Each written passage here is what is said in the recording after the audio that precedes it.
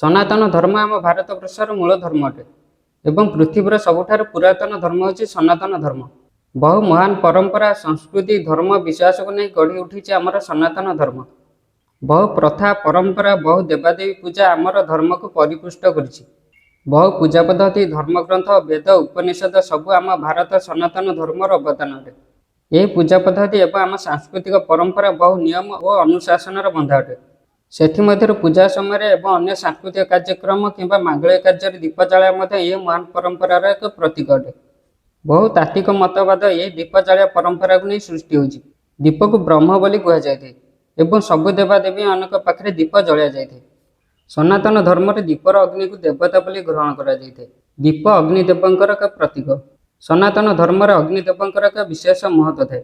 ବହୁ ପ୍ରାଚୀନ କାଳରୁ ମାନ୍ୟତା ଅଛି ଯେ ଅଗ୍ନିଦେବଙ୍କୁ ସାକ୍ଷୀ ରଖି ଅଗ୍ନିଦେବଙ୍କ ଉପସ୍ଥିତିରେ ଯେଉଁ କାର୍ଯ୍ୟ କରାଯାଏ ସେଥିରେ ସଫଳତା ମିଳିଥାଏ।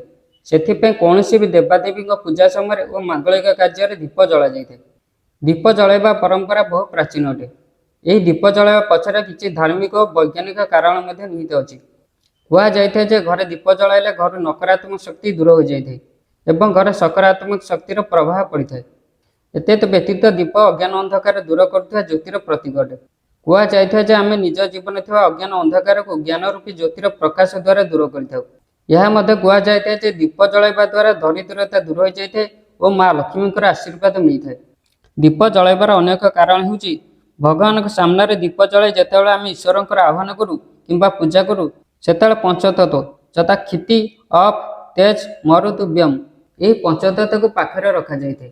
ସେଥିପାଇଁ ଜଳପୂର୍ଣ୍ଣ କଳସୀ ଓ ଜଳୁଥିବା ଦୀପ ପୂଜାସ୍ଥଳରେ ରଖାଯାଇଥାଏ ଏବଂ ଅନ୍ୟ ତତ୍ତ୍ୱ ମଧ୍ୟରୁ କ୍ଷିତି, ମରୁତ୍ ଓ ବ୍ୟମ୍ର ବ୍ୟାପକତା ସବୁ ଜାଗାରେ ପ୍ରକାଶିତ ଅଟେ। ତେଣୁ ଏହି ତିନି ତତ୍ତ୍ୱକୁ ପୂଜାସ୍ଥଳରେ ରଖିବାର କୌଣସି ଆବଶ୍ୟକତା ନଥାଏ।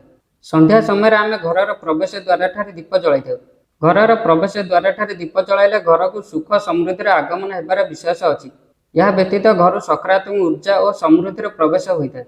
ଏପରି ମଧ୍ୟ ବିଶ୍ୱାସ ଅଛି ଯେ ସନ୍ଧ୍ୟା ସମୟରେ ଘରର ପ୍ରବେଶ ଦ୍ୱାରଠାରେ ଦୀପ ଜଳାଇଲେ ମାତା ଲକ୍ଷ୍ମୀଙ୍କର ଆଗମନ ହୋଇଥାଏ। ବାସ୍ତୁଶାସ୍ତ୍ର ଅନୁସାରେ ସନ୍ଧ୍ୟା 5ଟାରୁ 8ଟା ମଧ୍ୟରେ ଘରର ମୁଖ୍ୟ ଦ୍ୱାରଠାରେ ଦୀପ ଜଳାଇବା ଉଚିତ। ଘରର ମୁଖ୍ୟ ଦ୍ୱାରଠାରେ ଦୀପ ଏପରି ଜଳାଇବା ଦରକାର ଯେ ଯେତେବେଳେ ଆପଣ ଘରୁ ବାହାରକୁ ବାହାରନ୍ତି ସେତେବେଳେ ଦୀପ ଆପଣଙ୍କ ଡାହାଣ ପାର୍ଶ୍ୱରେ ରହିବ ଏବଂ ଦୀପର ମୁହଁ ଉତ୍ତର କିମ୍ବା ପୂର୍ବ ଦିଗକୁ ରହିବା ଉଚିତ। ଦୀପ ଜଳାଇବାର ମଧ୍ୟ କିଛି ବୈଜ୍ଞାନିକ କାରଣ ଅଛି। ବହୁ ପୁରାତନ ଯୁଗରୁ ସନାତନ ଧର୍ମରେ ଗାଈ ଘିଅରେ ଦୀପ ଜଳାଇବାର ପ୍ରଥା ଅଛି। ଗାଈ ଘିଅରେ ଦୀପ ଜଳାଇବା ପ୍ରଥା ବୈଜ୍ଞାନିକ ଦୃଷ୍ଟିକୋଣରୁ ଦେଖିଲେ ଗାଈ ଘିଅ ରୋଗାଣୁ ଦୂର କରିବାର କ୍ଷମତା ଥାଏ। ଘିଅ ଓ ଅଗ୍ନି ଏକା ସାଥିରେ ମିଶିଲେ ବାତାବରଣକୁ ସ୍ୱଚ୍ଛ ଓ ପବିତ୍ର ରଖନ୍ତି। ଅନେକ କ୍ଷତିକାରକ ଜୀବାଣୁ ଏହି ଗାଈ ଘିଅ ମିଶା ଅଗ୍ନି ସଂସ୍ପର୍ଶରେ ଆସି ମୃତ୍ୟୁବରଣ କରନ୍ତି। ଏହାଦ୍ୱାରା ବାୟୁ ପ୍ରଦୂଷଣ ଦୂର ହୋଇଥାଏ। ସେଥିପାଇଁ ସନାତନ ଧର୍ମରେ ଘରେ କିମ୍ବା ମନ୍ଦିରରେ ଦୀପ ଜଳାଇବା ପ୍ରଥା ବୈଜ୍ଞାନିକ ଦୃଷ୍ଟିକୋଣରୁ ମଧ୍ୟ ଶ୍ରେଷ୍ଠ ଅଟେ। ଏବେ ଆମେ ଜାଣିବା କେଉଁ ଦେବାଦେବୀଙ୍କ ପାଖରେ କେଉଁ ଦୀପ ଜଳାଇବା ଉଚିତ। ମାତା ଲକ୍ଷ୍ମୀଙ୍କ ପାଖରେ ଶୁଦ୍ଧ ଦେଶୀ ଘିଅର ଦୀପ ଜାଳିବା ଉଚିତ। ହନୁମାନଙ୍କ ପାଖରେ ରାଶି ତେଲର ଦୀପ ଜାଳିବା ଉଚିତ। ମହାଦେବଙ୍କ ପାଖରେ ଚନ୍ଦନ ତେଲର ଦୀପ ଜାଳିବା ଉଚିତ। ମାତା ଦୁର୍ଗାଙ୍କ ପାଖରେ ତିଳ ତେଲର ଦୀପ ଜାଳିବା ଉଚିତ। ଶନିଦେବଙ୍କ ପାଖରେ ସୋରିଷ ତେଲରେ ଦୀପ ଜାଳିବା ଉଚିତ। ରାହୁ ଓ କେତୁ ଗ୍ରହଠାରୁ ମୁକ୍ତି ପାଇଁ ଅଳସୀ ତେଲରେ ଦୀପ ଜାଳିବା ଉଚିତ।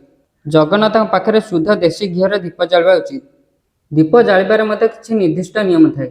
ଭଗବାନ ପାଖରେ ଯେକୌଣସି ପ୍ରକାର ଦୀପ ଜଳାଇବା ଅନୁଚିତ।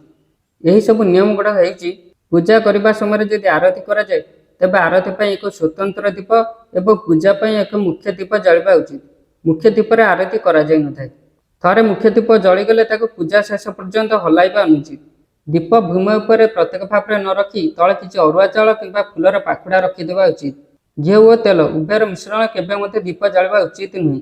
ଉଭୟଙ୍କୁ ଅଲଗା ଅଲଗା କରି ଦୀପ ଜାଳିବା ଉଚିତ। ଗୋଟିଏ ଦୀପରୁ ଅନ୍ୟ ଏକ ଦୀପକୁ ଅଗ୍ନି ସଂଯୋଗ କରିବା ଅନୁଚିତ। ଯଦି ଘିଅରୁ ଦୀପ ଜାଳିବେ ତେବେ ନିଜ ଡାହାଣ ପାର୍ଶ୍ୱରେ ଦୀପ ରଖି ଜାଳିବେ ଏବଂ ଯଦି ତେଲରେ ଦୀପ ଜାଳିବେ ତେବେ ନିଜର ବାମ ପାର୍ଶ୍ୱରେ ଦୀପ ରଖି ଜାଳିବେ। ଦୀପ ଜାଳିବା ଆମ ପ୍ରାଚୀନ ମହାନ ପରମ୍ପରା ଅଟେ। ମନ୍ଦିର, ପୂଜାଘର, ସନ୍ଧ୍ୟାର ଚଉରା ମୂଳଠାରୁ ଆରମ୍ଭ କରି ଜନ୍ମଦିନ, ଦୀପାବଳି ଏବଂ ବିଭିନ୍ନ ମାଙ୍ଗଳିକ କାର୍ଯ୍ୟରେ ଆମେ ଦୀପ ଜାଳିଥାଉ। ଦୀପ ଜାଳିବାର ଏକ ପର୍ବ ମଧ୍ୟ ପାଳନ କରାଯାଇଥାଏ ଯାହାକୁ ଆମେ ଦୀପାବଳି କହିଥାଉ। ଏହି ଦୀପାବଳିର ଆମ ପ୍ରାଚୀନ ପରମ୍ପରା ରାମାୟଣ ସହିତ ନିବିଡ଼ ସମ୍ପର୍କ ଅଛି। କିନ୍ତୁ ଆଧୁନିକ ଯୁଗରେ ଦୀପାବଳିରେ ଆମେ ଦୀପ ନ ଜାଳି ମହମବତୀ ଜାଳୁଛେ। ମହମବତୀ ଜାଳିବା ଆମ ସଂସ୍କୃତି କିମ୍ବା ପରମ୍ପରା ନୁହେଁ, ଏହା ଖ୍ରୀଷ୍ଟିଆନ ଧର୍ମର ପରମ୍ପରା ଅଟେ। ଦୀପାବଳିରେ ଦୀପ ଜାଳିବା ଆମ ନିଜସ୍ୱ ପରମ୍ପରା ବା ସନାତନ ଧର୍ମର ପରମ୍ପରା ଅଟେ।